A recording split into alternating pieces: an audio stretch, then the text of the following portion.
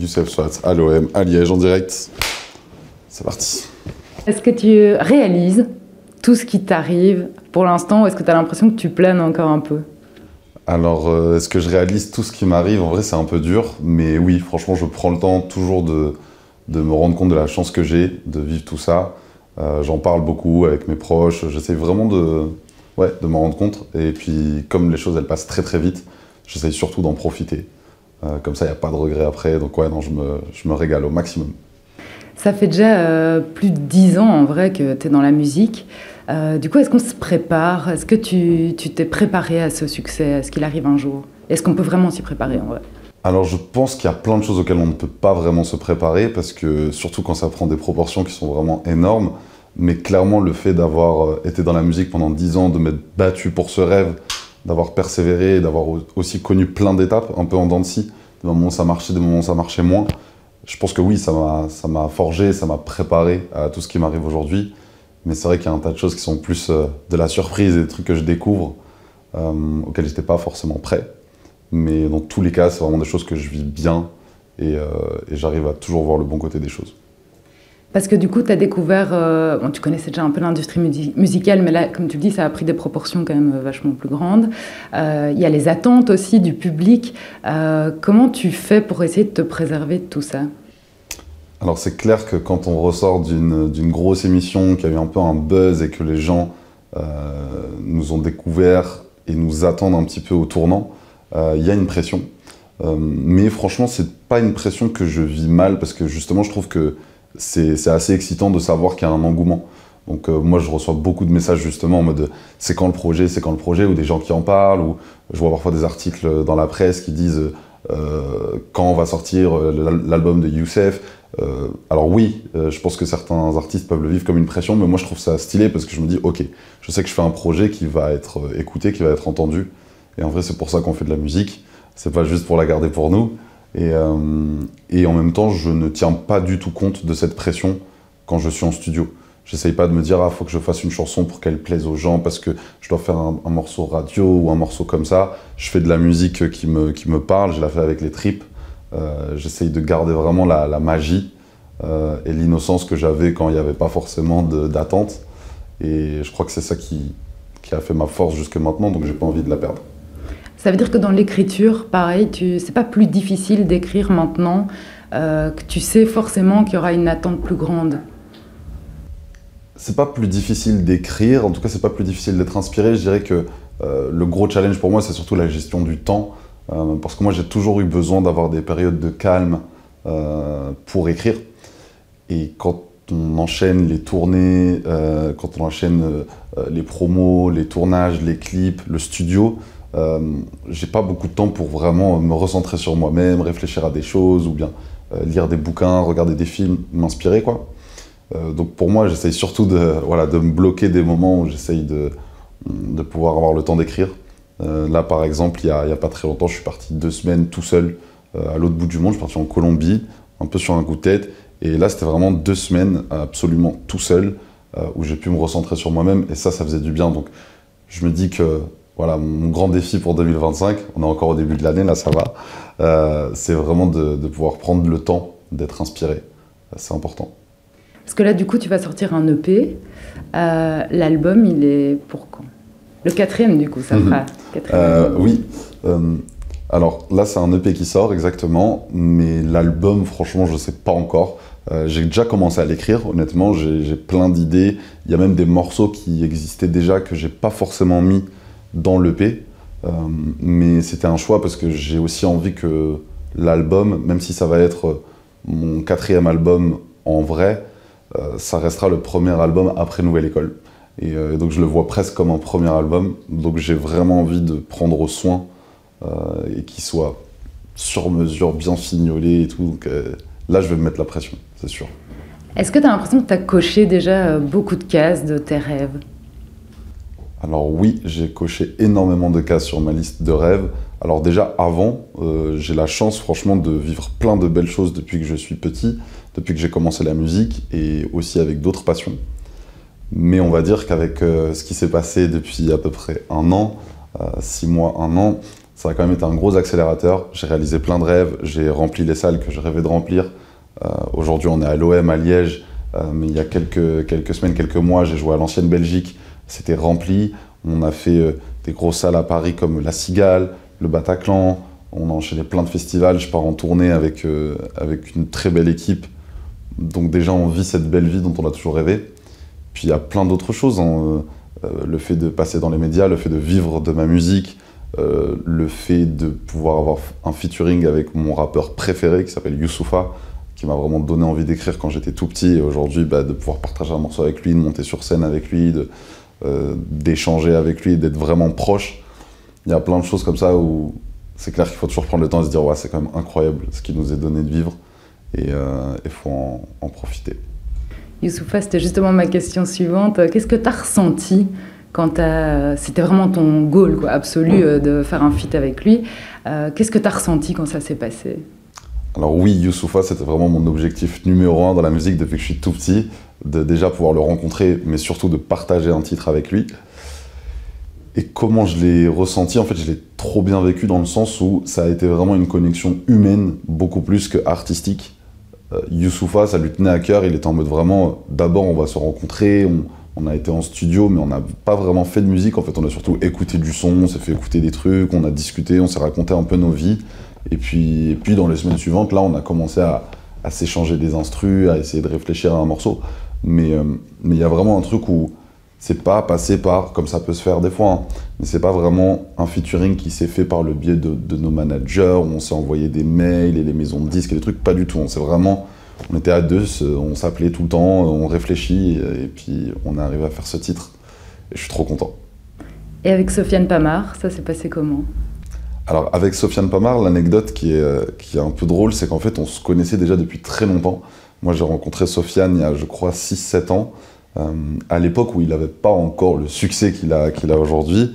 Et puis en fait on s'est toujours suivis. Et lui, entre-temps, il a décollé, il a une carrière de fou à l'international, il enchaîne des tournées partout, et il est devenu très très connu. Et pourtant il m'a toujours suivi, il m'a toujours donné de la force.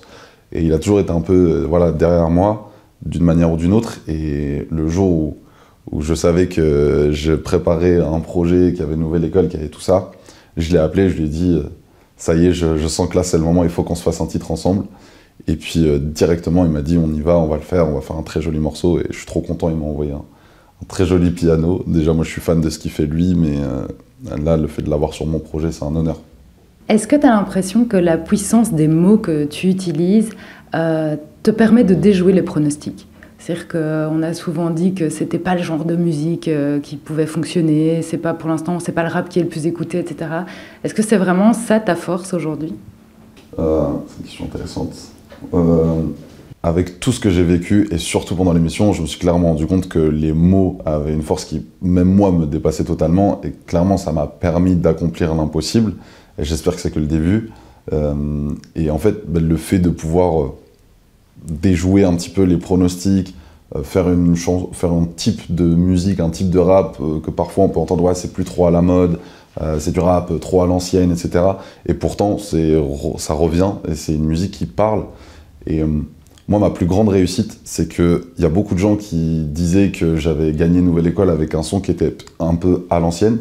Et pourtant, la plupart des gens qui viennent dans les concerts, qui m'ont suivi après Nouvelle École, en fait, c'est quasiment tous des plus jeunes, une génération qui n'a pas forcément connu le rap à l'époque et qui pourtant est touchée.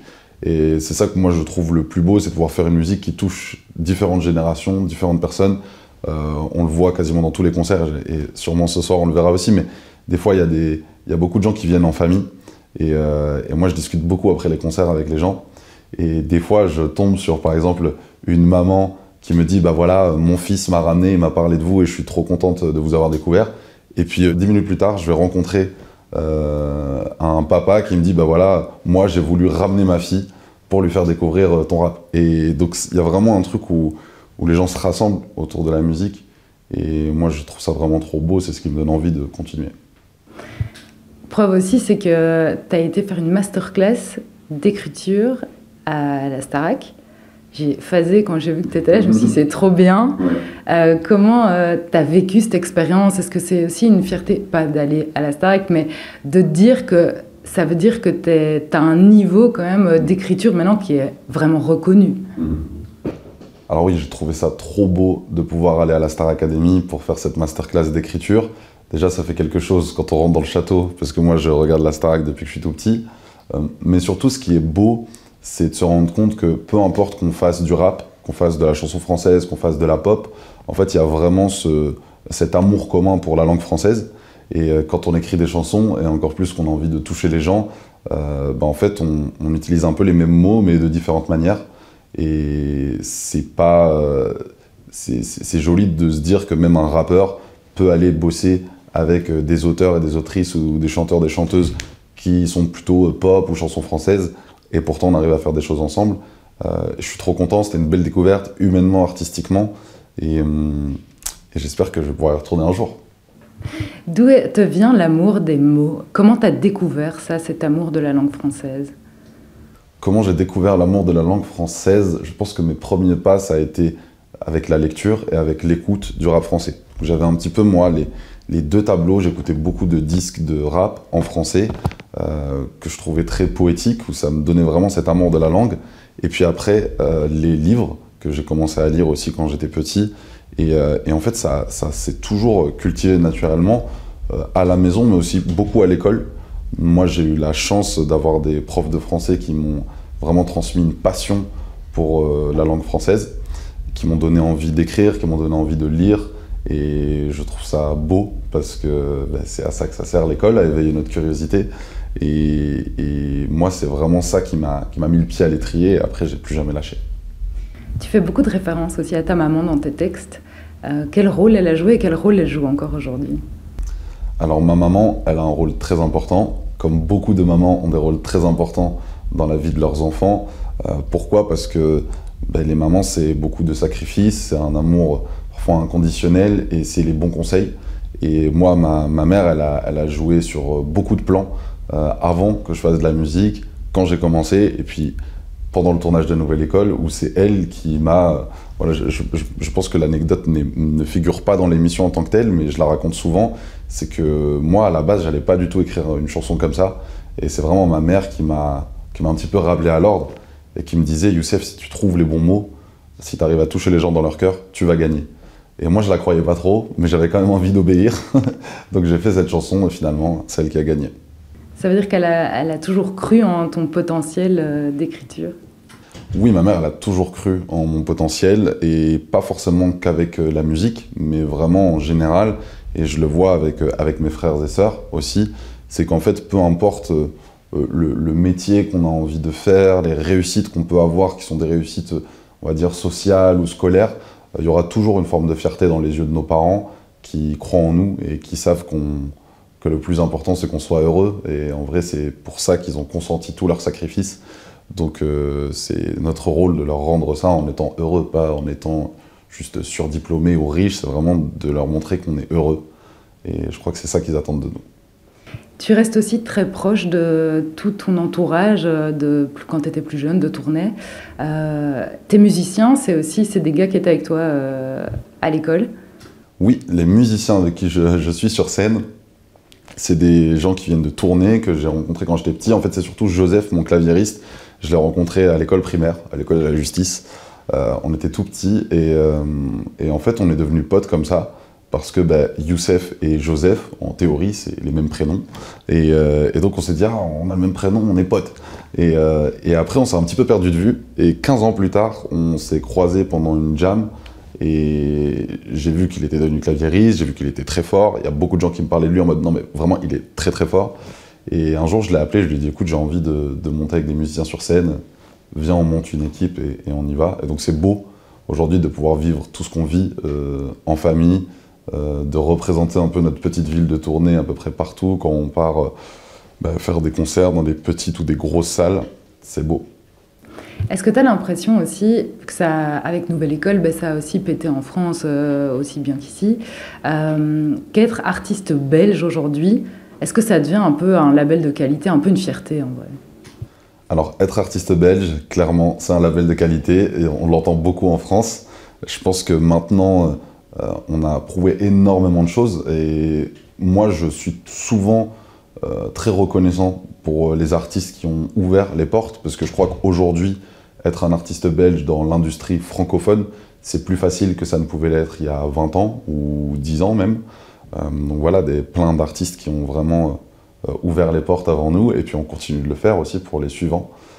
Mais oui, on voit que les Français, ils aiment bien les Belges. On montre en fait, je crois qu'il y a aussi, en Belgique, on a comme on ne se prend pas trop au sérieux, on se met pas trop la pression. Et des fois, ça donne de la musique un peu plus originale, peut-être un peu plus osée. On a moins de codes dans lesquels rentrer. Et parfois, on a un petit peu, vu qu'on est 2 fois plus loin, on doit travailler 2 fois plus. Donc, des fois, la musique, elle est 10 fois mieux encore. Qu'est-ce qu'on peut te souhaiter pour le futur?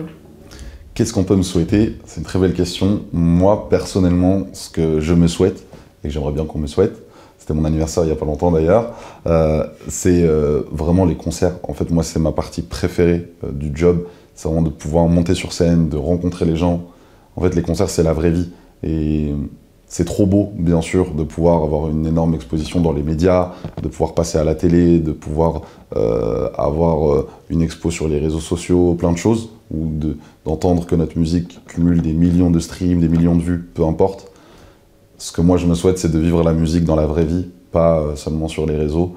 Et pour ça, il y a les concerts. Et donc j'espère que je vais continuer à partir en tournée, à remplir de jolies salles, à faire de jolis spectacles, à montrer aux gens quelque chose qui en vaille la peine et que ça continue le plus longtemps possible. C'est ce qu'on te souhaite et bon anniversaire. Merci beaucoup. Merci. Merci, Youssef. Au revoir, merci.